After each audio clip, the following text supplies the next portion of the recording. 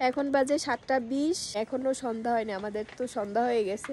প্রথমে আমরা আসছিলাম পোখারা উলারি গ্রামে আসছি, এরপর এখন আমরা আছি 3200 ফিট উঁচুতে।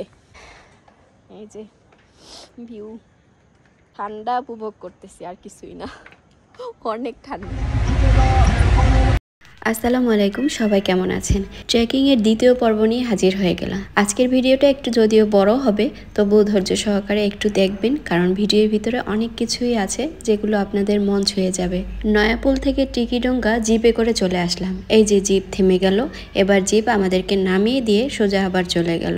এইদিকে একদমই গাড়ি আসতে চায় না, যদিও এখনকার সিজনে রাস্তাগুলো খুবই ভাঙা, সেজন্য দুই একটা গাড়ি কোনোরকমভাবে পাওয়া যায়।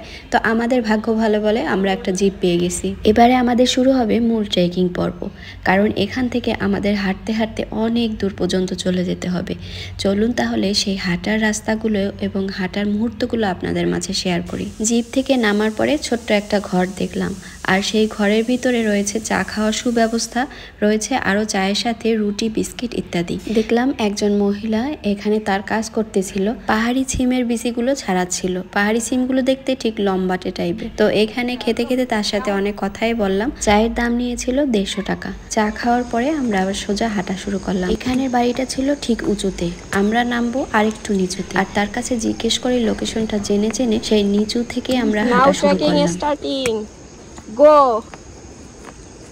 you and me. টুরিস্ট নেই, আনসিজনে আমরা আসছি।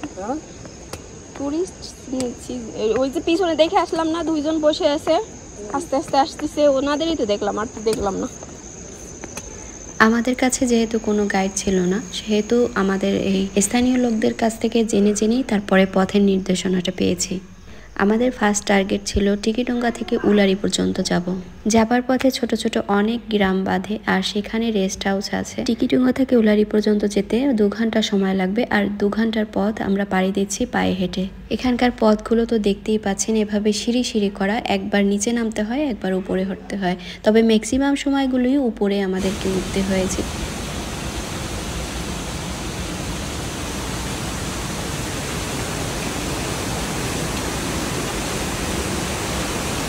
এই সাইডে ঝর্ণা পড়তেছে, ঝর্ণার ঠিক বিকট আওয়াজ, আর এদিকে ছোট্ট একটা গ্রাম।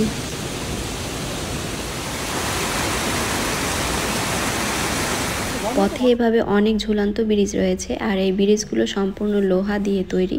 এই যে দুই সাইডের যে গুণগুলো রয়েছে, এগুলো মোটা মোটা অনেক, আর নিচে ইস্পাতগুলো সে লোহা দিয়ে তৈরি।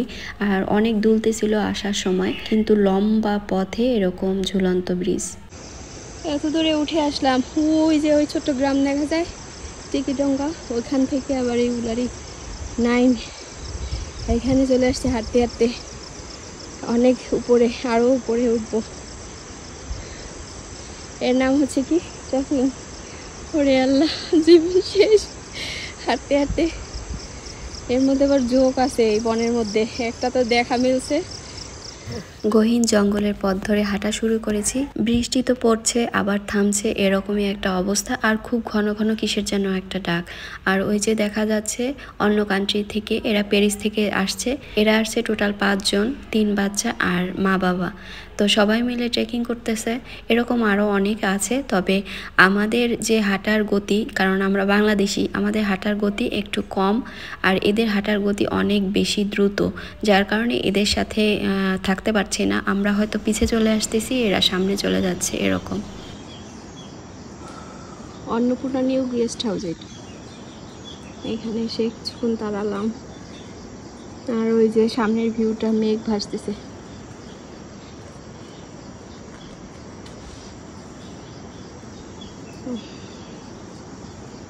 কি অবস্থা!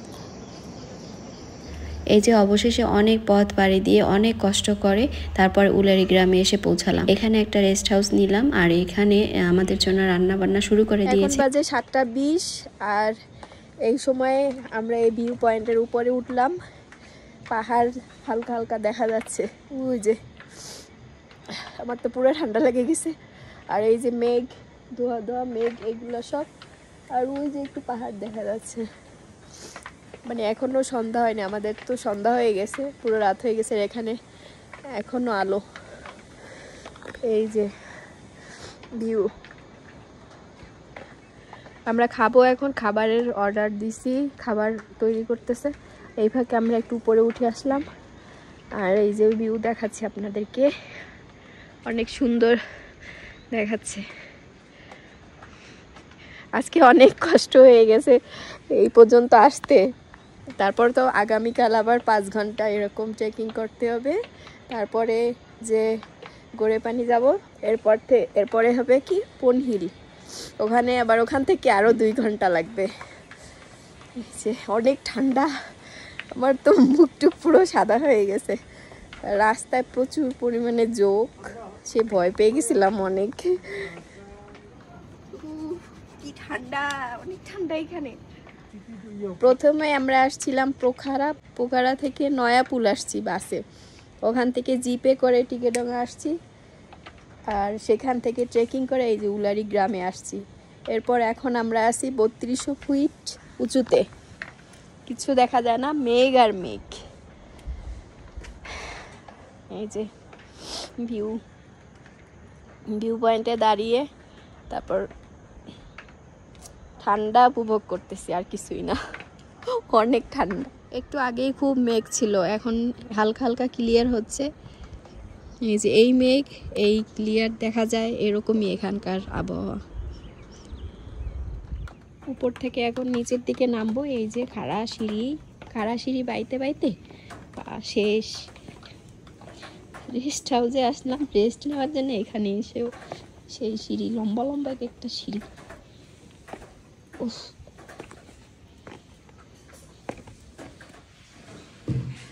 পাঁপড়, শাক ভাজি, রাইস আর চিকেন, ডাল আর একটা কালু ভাজি।